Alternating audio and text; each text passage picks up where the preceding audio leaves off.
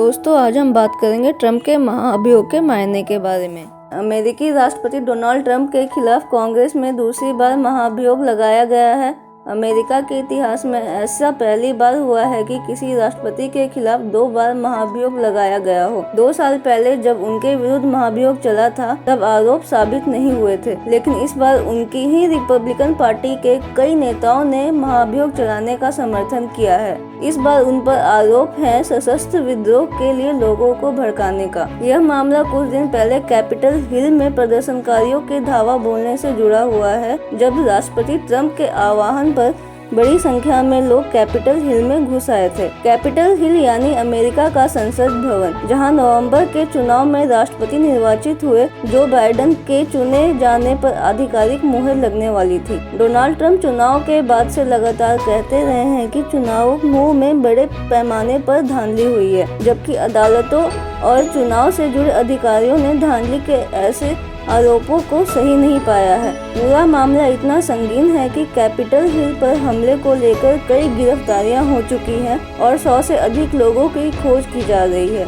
इन पर हमले में शामिल होने के आरोप हैं तथा घटना के वीडियो और तस्वीरों के आधार पर इनकी पहचान करने की कोशिश चल रही है। इस मामले में कैपिटल हिल की सुरक्षा सुनिश्चित करने वाले 2 अधिकारियों ने इस्तीफा दे दिया है। ट्रंप प्रशासन से भी कुछ लोगों ने अपना असंतोष व्यक्त करते हुए त्यागपत्र दिया है। अमेरिकी राजनेताओं का एक तबका चाहता है कि इस मामले में ट्रंप को छोड़ा न जाए और उन्हें सजा मिले, लेकिन यह कैसे संभव हो पाएगा यह अभी स्पष्ट नहीं है। महाअभियोग की प्रक्रिया से पहले प्रतिनिधि सभा में डेमोक्रेटिक पार्टी के सदस्यों ने यह कोशिश भी की थी कि संविधान का 25वां संशोधन लागू हो, जिसके एक प्रावधान के तहत उपराष्ट्रपति चाहे तो राष्ट्रपति के अधिकार अपने हाथ में ले सकता है। उस स्थिति में यह माना जाता है कि राष्ट्रपति अपने दायित्व को निभाने में सक्षम नहीं है। हालांकि इस बारे में प्रतिनिधि सभा में मतदान के बावजूद उपराष्ट्रपति माइक पेंस ने ऐसा फैसला करने से इनकार कर दिया। इसके बाद ही महाअभियोग का प्रस्ताव लाया गया, जो अब पारित हो गया है। महाअभियोग के प्रस्ताव पर बहस और वोटिंग अगले हफ्ते ही संभव है और अगले हफ्ते ट्रंप का कार्यकाल भी खत्म हो जाएगा। इसका सीधा मतलब यह है कि ट्रंप को महाअभियोग के तहत पद से हटाया नहीं जा सकता है। वे राष्ट्रपति पद से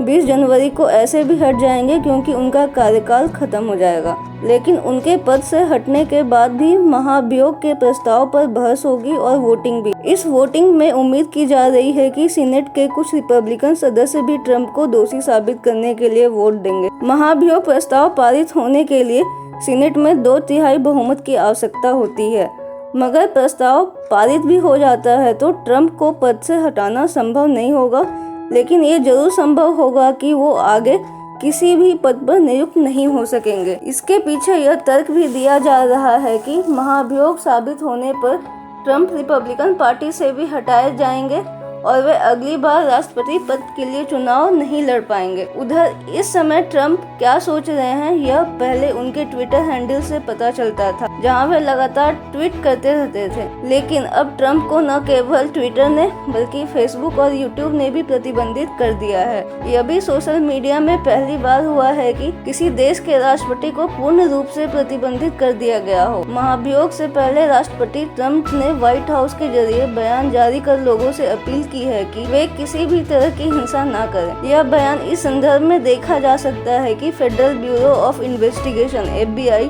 ने देश के कई राज्यों की संसद पर चढ़ाई किए जाने की आशंका जताई थी। राजधानी वाशिंगटन अभी भी सुरक्षा के मामले में हाई अलर्ट जैसी स्थिति में ही है, जहां 20 जनवरी को जो बाइडेन राष्ट्रपति पद के लिए शपथ लेने वाले हैं। 20 जनवरी को राष्ट्रपति के शपथ ग्रहण की सुरक्षा पेंटागन ने अपने हाथ में ली है और बताया जाता है कि सुरक्षा के लिए नेशनल गार्ड तैनात किए जाएंगे। राष्ट्रपति ट्रंप के 4 साल के कार्यकाल का अंत जिस तरह से हुआ है वह किसी भी तरह से एक आदर्श स्थिति तो नहीं ही जा सकती है, पर जो भी हुआ है उसने कई गंभीर सवाल खड़े किए हैं। मसलन, क्या ट्विटर, फेसबुक या गूगल जैसी कंपनियां किसी राष्ट्राध्यक्ष को अपने प्लेटफॉर्म पर प्रतिबंधित कर सकती है?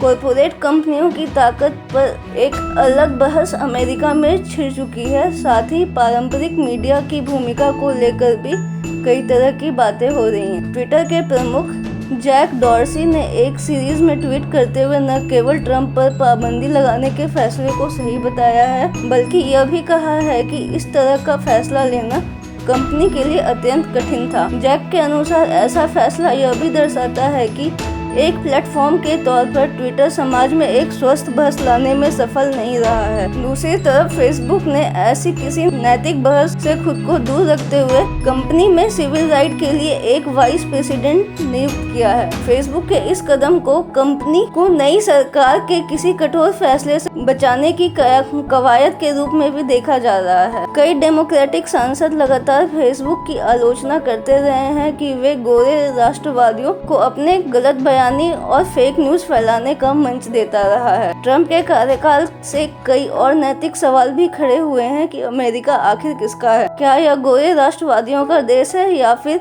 जैसा कि लगातार एक बड़ा तबका कहता रहा है कि अमेरिका प्रवासियों का देश है, जहां लंबे समय तक दूसरे देशों के लोग आते रहे और अपना भविष्य बनाते रहे। नए राष्ट्रपति जो बाइडेन के सामने कोविड, बेरोजगारी, अर्थव्यवस्था के सवालों को छोड़कर अमेरिका के उच्च नैतिक आदर्शों को भी पुनर्स्थापित करने की चुनौती होगी।